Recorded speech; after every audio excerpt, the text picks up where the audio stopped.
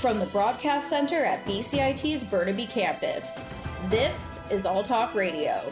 You're listening to 1680 The Crow.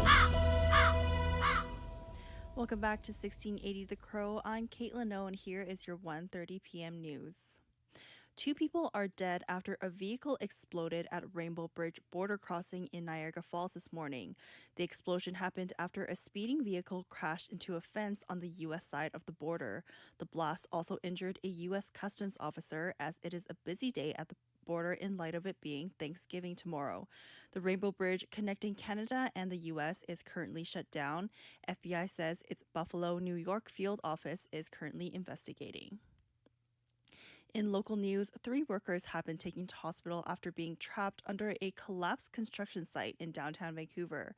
Just before noon today, Vancouver Fire and Rescue Services was called to the area of Burrard and Nelson Street after several people were trapped under collapsed scaffolding.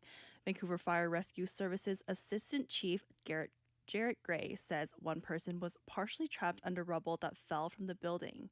Thurlow Street between Nelson and Smythe was closed. The cause of the collapse is not clear yet. A new food support initiative is being launched by a BC LGBTQIA+ Community Resource Center. With more details, here's our reporter Nathan Maley. Community is trying to help their local members who are struggling with acquiring groceries. Sid Gill, fundraising coordinator at Community, describes the details of the new initiative. So basically any program participants, so anyone who comes in the doors of Community or accesses our programs virtually across BC, can just ask us for help, and we're going to provide them with a grocery store gift card. The food security program was made after they noticed members were struggling to meet their basic needs, especially in their seniors and older adults program. It is an unfunded program, and the estimated cost is $10,000 for 2024. Nathan Maley, 1680 The Crow. The province has opened a new website for public engagement for a new South Asian Canadian museum. The site will provide British Columbians with the opportunity to share their thoughts and vision for the new museum. It will be a place to highlight the history, culture, and contributions that Canadians from diverse South Asian heritages have made in the province. Feedback received through the website will be released in a report and will be published in summer of next year. The cougar spotted in downtown Victoria yesterday has been killed. Victoria Police say officers made the tough decision to kill the full-grown cougar yesterday afternoon. The animal was first spotted in the morning, and officers decided to kill it when it was spotted again, as it was in close proximity to schools and homes. Officers say that it is rare for the police to kill animals, but they determined that the safety risk was too high, and conservation officers would have not been able to respond fast enough. BC poultry farmers are taking extreme measures to prevent the spread of avian flu in their flocks. So far, 39 commercial and backyard flocks have been infected in BC since the start of the fall migration of wild birds. Amanda Burton, the BC Poultry Association's Chief Information Officer, says farmers are doing all they can to stop the spread of the infection. Almost no one goes into the barn other than the farmer themselves or a vet. Before anybody goes into the barn, they're changing their shoes 2 and 3 times. They're changing their clothing or putting on like a biosecurity suit over their clothing.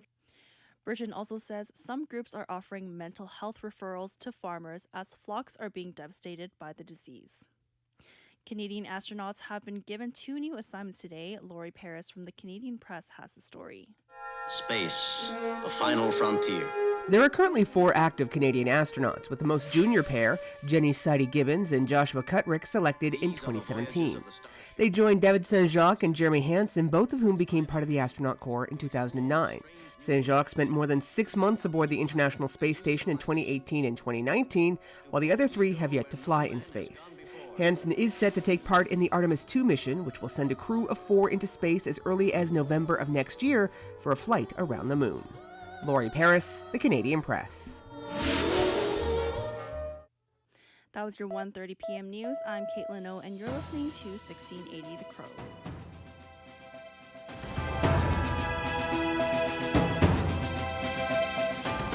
Stay tuned for more on BCIT's 1680 The Crow.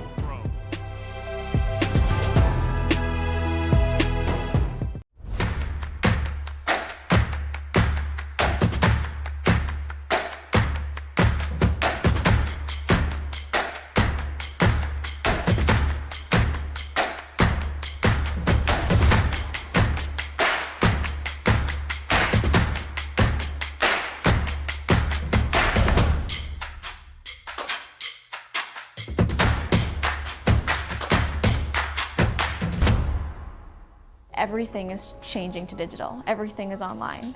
People aren't just waiting for the 6 o'clock news anymore. People want their news right now. They want to be able to go onto their smartphone, onto the internet, and see the news that they want to see.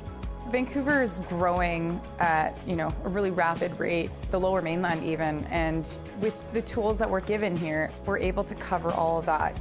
Welcome to BCIT Magazine. I'm Radhika Sikki-King. In the program, they really leave it up to you. I mean, the help is there when you need it, figuring out how to use the programs like Premiere, Audition, and figuring out how to use the cameras.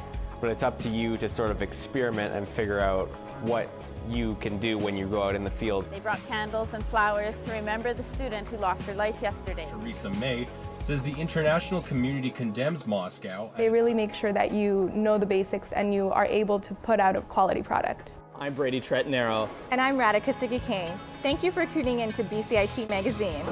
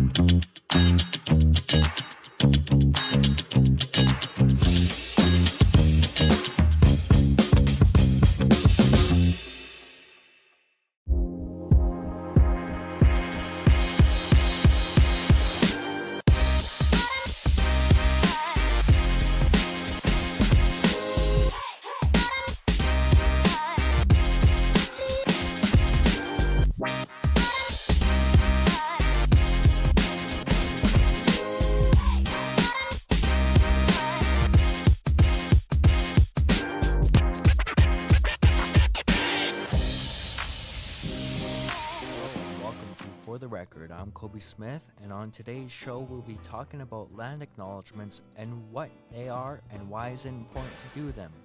We have Elder Florence Williams from Squamish Nation to talk about land acknowledgements. So my first question is, what is a land acknowledgement? It is when a non-Indigenous person acknowledges that they live and or work on the unceded territory of, and then the nations that own that land prior to contact is given. So if it was in Vancouver, they would say the unceded territory of the Squamish, Tsleil-Waututh, and Musqueam nations. What is the purpose of the land acknowledgement? You know, I've been thinking about that ever since the first time I heard it. I was born in the 50s, and in the 50s, 60s, 70s, non-Native people would look right through me or say something very derogatory if I happened to be in their way. In other words, they treated me like I was intruding on their, their country, their city, their land. And that Canada was for them, and that we were aliens, basically. So for me to hear somebody say that they recognize that they live and work on the unceded territory of my people, it literally blows my mind, because Canada, the British say they discovered, they conquered, they own this land, but we've been here, and we did not unwelcome them when they came. We were very welcoming, and basically we were seen as a hindrance, as something to annihilate, as something that would go away, because the British decided that this territory, this land belonged to them. They didn't buy it from us. They just took it and treated us like we were aliens. And for me to grow up with that type of treatment, and then to hear people acknowledge that it is our territory, the first time I heard it, I was struck dumb. I didn't know what to say. I wanted to scream, hallelujah, it's about frickin' time. And then I didn't know how to act for the longest time. And so then the next response that came out of me was anger. And then after that was sadness. For a number of years, when I would hear it, I would just get sad, almost to the point of tears. But now when I hear it, I'm going, you're finally getting it right. So, and in that, me reconciling all of my feelings, I finally don't look at white people like I really would like to give them a little bit of cyanide. So I am happy that it's being done. I would like very much for people to actually hear it and understand what is being said. That yes, this was our home territory, and they are the aliens, they are the visitors, not us. Does that answer your question? Yes. Why is it important to do land acknowledgements? Well, just like when you go to a big sporting event or the Olympics or whatever, when they present the gold medal or the trophy, they play the anthem for that country that the athlete is from.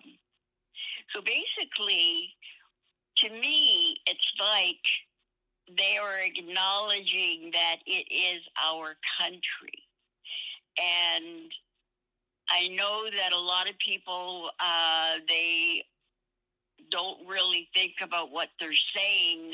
They're just doing it because they have to. But there are a few people that are really saying it and meaning what they're saying. And to me, that's a win. It is a win. It's a win, and I will take it. So what is the difference between a protocol welcome and somebody, a guest that's on the land that does the land acknowledgement? The land acknowledgement is by the non-native person, and a protocol welcome is done by somebody, a person from that territory. And basically what they're doing is formally acknowledging spirit, our ancestors, and formally letting them know the work that is going to be done at either at that meeting or the conference or, you know, the week, whatever it is that is going to be done. It's a formal declaration to spirit, to our ancestors. So when is the right place to do a land acknowledgement and when is not the right place to do one?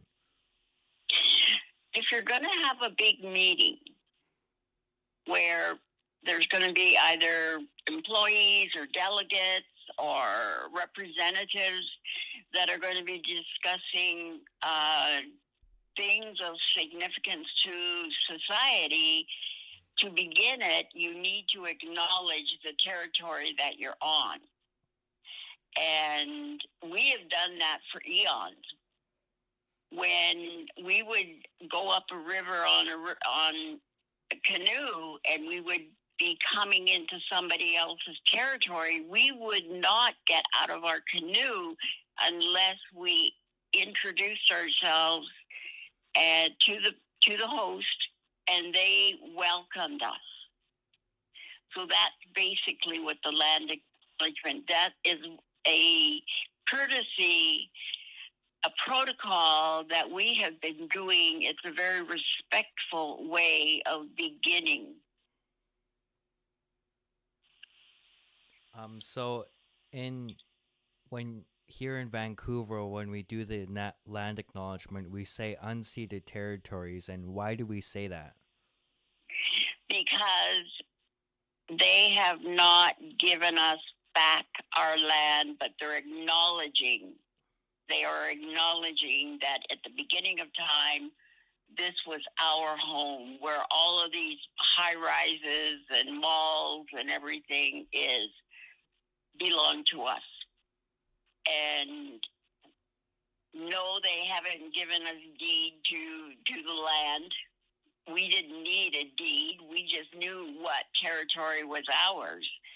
And so they're recognizing that before them was us. That's the way I see it. So some sport teams do land acknowledgements before the game is started. Do you think that is the right thing to do? Absolutely, because you're letting ancestors, spirit world, know that they are respectfully recognizing who belongs and who doesn't. All right, that's all the time we have. Thank you very much for doing this. Oh, thank you for calling me. I really appreciate you asking me, because it's given me time to think and make sense about all of my different ways of looking at it. And I am happy that we are now being seen where 300 years they did not want to see us. So thank you very much for asking me. Thank you for listening to For the Record. I'm Kobe Smith. Stay tuned for more episodes produced by our BCIT students on 1680 The Crow.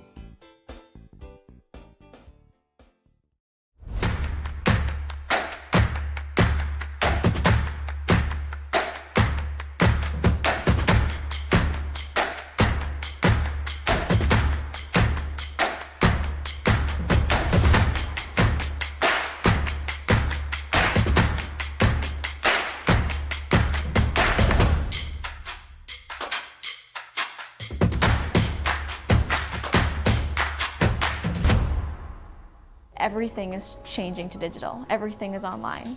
People aren't just waiting for the 6 o'clock news anymore. People want their news right now. They want to be able to go onto their smartphone, onto the internet, and see the news that they want to see. Vancouver is growing at, a really rapid rate, the Lower Mainland even, and with the tools that we're given here, we're able to cover all of that. Welcome to BCIT Magazine. I'm Radhika Sikakane. In the program, they really leave it up to you. I mean, the help is there when you need it, figuring out how to use the programs like Premiere, Audition, and figuring out how to use the cameras. But it's up to you to sort of experiment and figure out what you can do when you go out in the field. They brought candles and flowers to remember the student who lost her life yesterday. Theresa May says the international community condemns Moscow. They really make sure that you know the basics and you are able to put out a quality product. I'm Brady Trentanero. And I'm Radhika Sikakane. Thank you for tuning in to BCIT Magazine.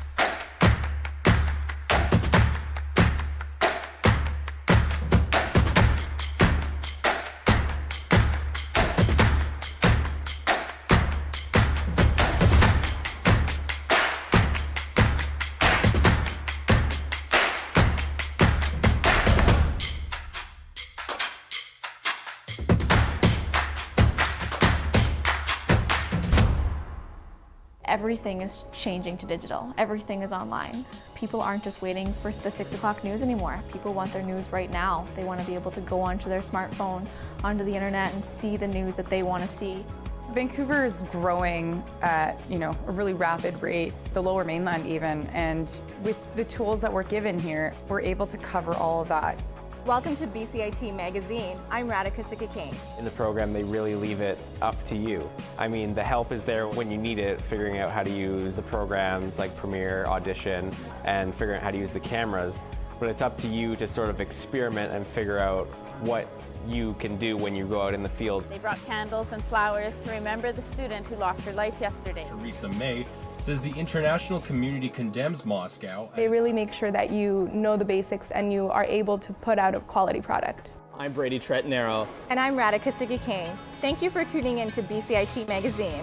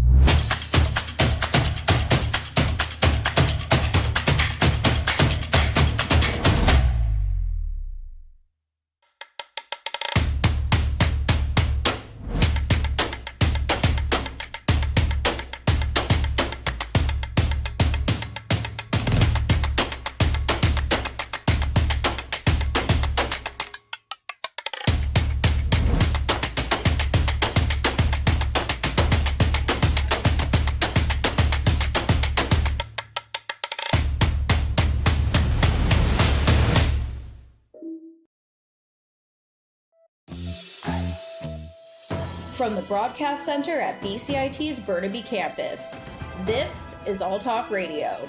You're listening to 1680 The Crow. Good afternoon and welcome to the 2 p.m. newscast. I'm Kevin Pontius. Our top story today, 2 people have been pronounced dead after a vehicle exploded at the Rainbow Bridge border crossing in Niagara Falls earlier today. The explosion took place after a car sped through a fence on the United States side of the border. The Rainbow Bridge is currently shut down and federal officials are currently investigating a potential explanation for the incident. Toronto police said they are increasing patrols throughout the city due to today's incident at the U.S.-Canada border. According to Prime Minister Justin Trudeau, additional measures are being contemplated and activated at all border crossings across the country. Vancouver police are investigating the death of a 34-year-old man who was found stabbed to death in the downtown east side yesterday. The man was found on the middle of a busy sidewalk on the south side of East Hastings. The stabbing took place just after 3 p.m. Walkers passing by noticed a person lying on the ground bleeding and immediately called 911. The man was taken to hospital where he was later pronounced dead. According to police, no arrests have been made yet. A terrifying incident occurred near Port Moody High School on Monday afternoon as school was finishing for the day. According to police, 2 teens got into an altercation at a bus stop not far from Heritage Woods Secondary. One teen escalated the situation and began to chase the other with a large knife through a crowd of students.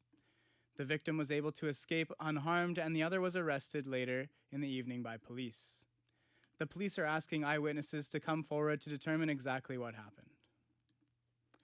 Poultry farmers are having to take extreme measures to try to stop the spread of bird flu. Data from the Canadian Food Inspection Agency shows that almost 5 million birds have died in the past 5 weeks alone. Amanda Bertan, the BC Poultry Association's Chief Information Officer, details the extreme measures being taken.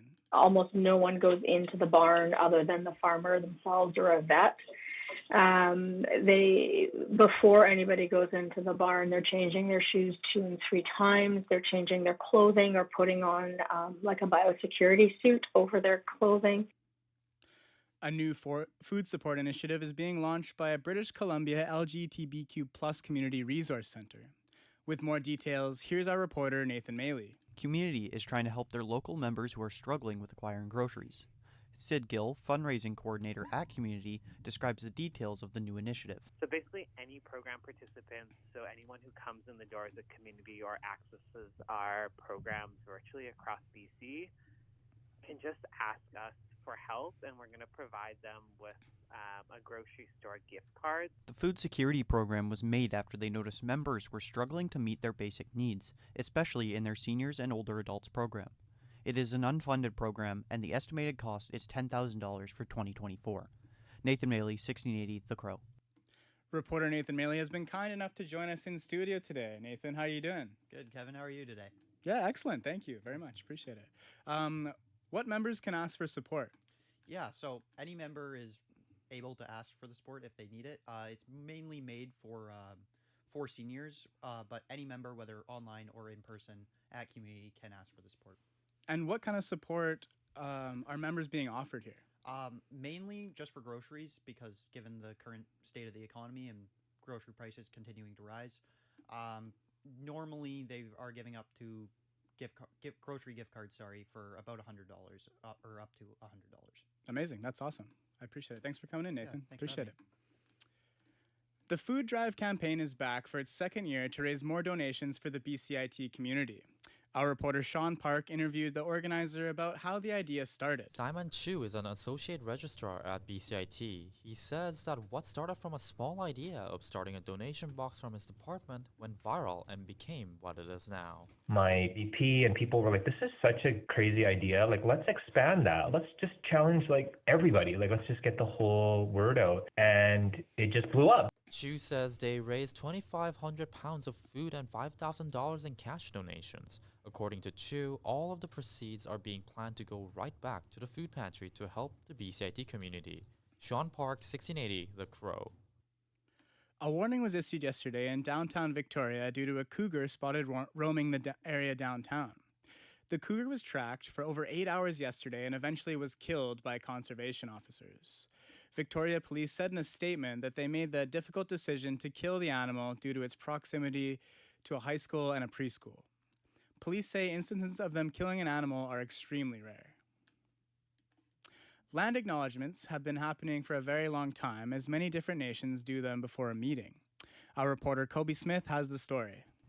Land acknowledgements have been happening for a very long time, as many different nations do them before a meeting, but some people don't know what land acknowledgement is.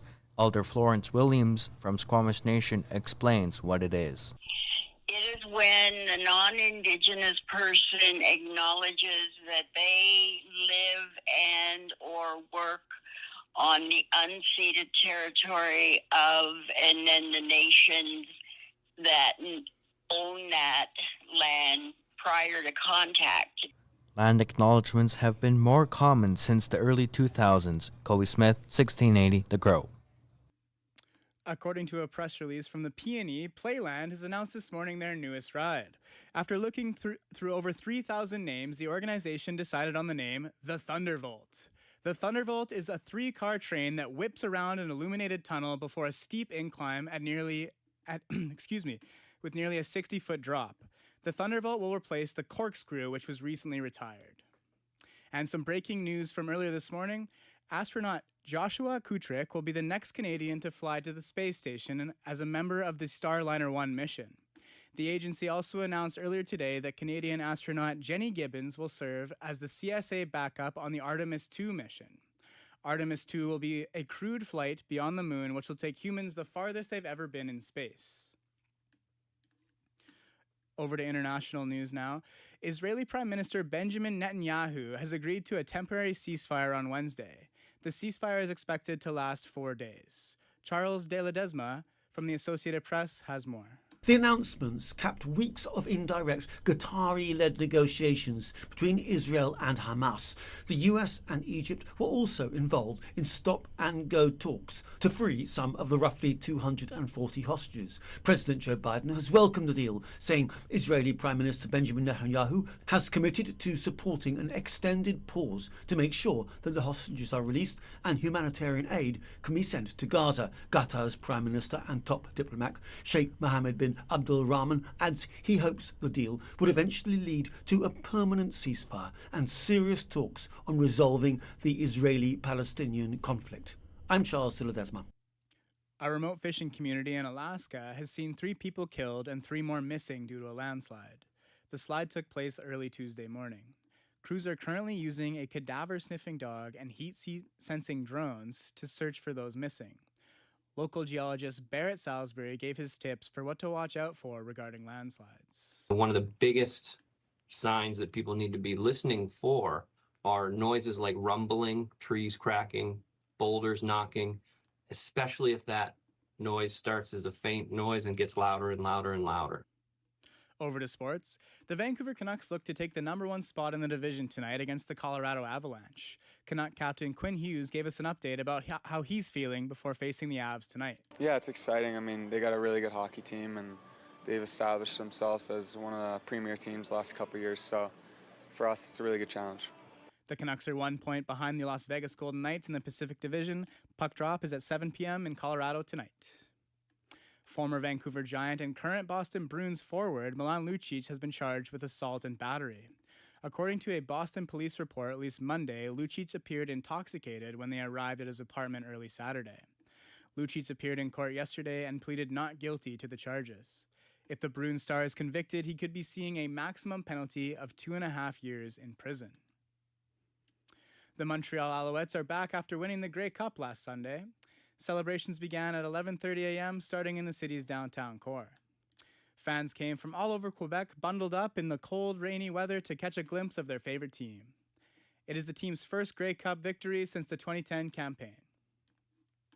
The UBC Thunderbirds are looking to take home the Vanier Cup this Saturday. Texas native Garrett Rooker will be quarterbacking the Birds, who are taking on the Montreal Carabins. This is the first Vanier Cup appearance for the Thunderbirds since 2015. Over to soccer now. Team Canada fell apart in the second half of Tuesday night's CONCACAF Nations League match versus Jamaica. Jamaica took the match 3-2 in a win that eliminated Mauro Biello's team from the competition. Forward Jonathan David spoke on Canada's game management after the match. I think they got a bit of momentum. They scored 1 goal. And after I think some of the referee decisions didn't help us, of course. But of course, that can always happen in football. After that, I think we could have managed the game better, and we didn't. In baseball news, the Arizona Diamondbacks and Mariners agreed to the first notable trade of the season. Seattle is sending third baseman Eugenio Suarez to Arizona in return for reliever Carlos Vargas and catcher Zebi Zavala. The trade gives the Diamondbacks power at the third base slot, while the Mariners pick up an accurate arm. Now time for weather. In Burnaby, it is currently 6 degrees with some overcast. The clouds are expected to clear later this afternoon, with temperatures rising to a high of 9 degrees. Looking ahead to the rest of the week, we have sunshine all the way into the weekend. The overnight low is expected to be around 8 degrees. Thanks for listening. I'm Kevin Pontius for 1680 The Crow.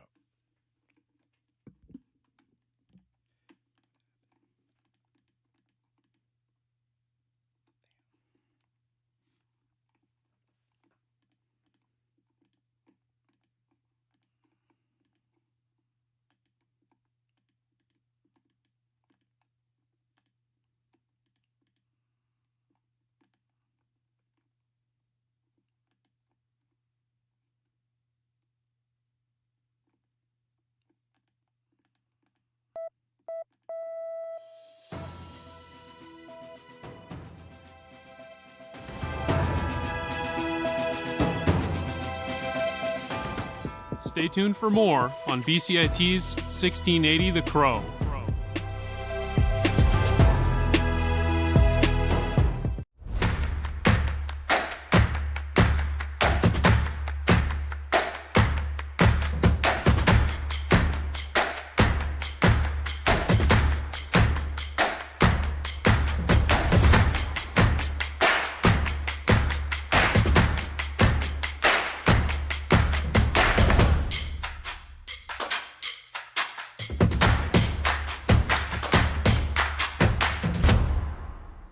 Everything is changing to digital. Everything is online. People aren't just waiting for the 6 o'clock news anymore. People want their news right now. They want to be able to go onto their smartphone, onto the internet, and see the news that they want to see.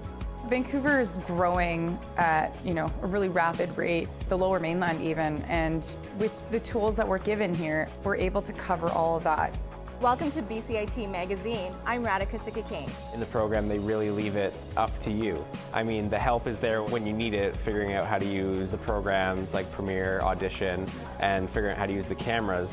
But it's up to you to sort of experiment and figure out what you can do when you go out in the field. They brought candles and flowers to remember the student who lost her life yesterday. Theresa May says the international community condemns Moscow. They really make sure that you know the basics and you are able to put out a quality product. I'm Brady Tretnero. And I'm Radhika Sikakane. Thank you for tuning in to BCIT Magazine.